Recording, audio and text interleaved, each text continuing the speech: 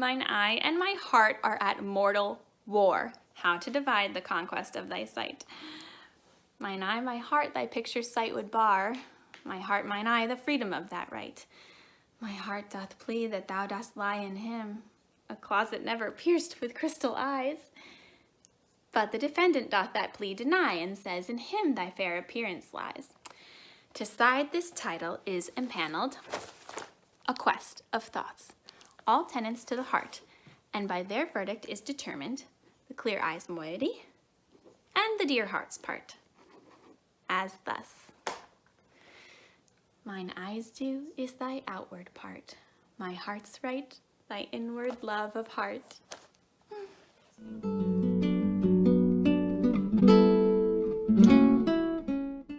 Betwixt mine eye and my heart a league is took, and each doth good turns now unto the other. When that mine eye is famished for a look, or heart in love with sighs himself doth smother, with my love's picture then my eye doth feast, and to the painted banquet bids my heart. Another time mine eye is my heart's guest, and in his thoughts of love doth share a part. So, either by thy picture or my love, thyself away art present still with me. For thou not farther than my thoughts canst move, and I am with them still, and they with thee.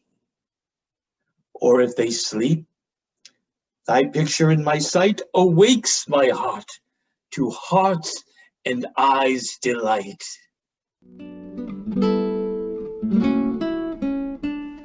How careful was I when I took my way, each trifle under truest bars to thrust, that to my use it might unused stay from hands of falsehood in sure wards of trust.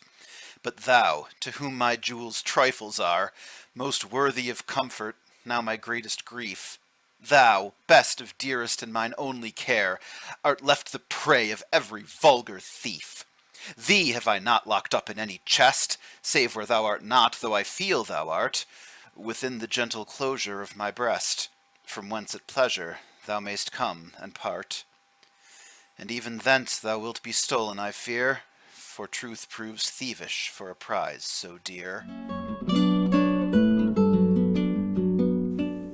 Against that time, if ever that time come, when I shall see thee frown on my defects, when as thy love hath cast his utmost sum call to that audit by advised respects, against that time, when thou shalt strangely pass and scarcely greet me with the sun thine eye, when love, converted from the thing it was, shall find reasons of settled gravity, against that time do I ensconce me here, within the knowledge of mine own desert, and this my hand against myself uprear, to guard the lawful reasons on thy part.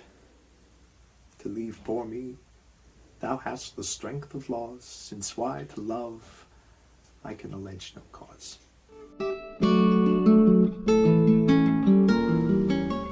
How heavy do I journey on the way, when what I seek, my weary travel's end, doth teach that ease and that repose to say, thus far the miles are measured from thy friend.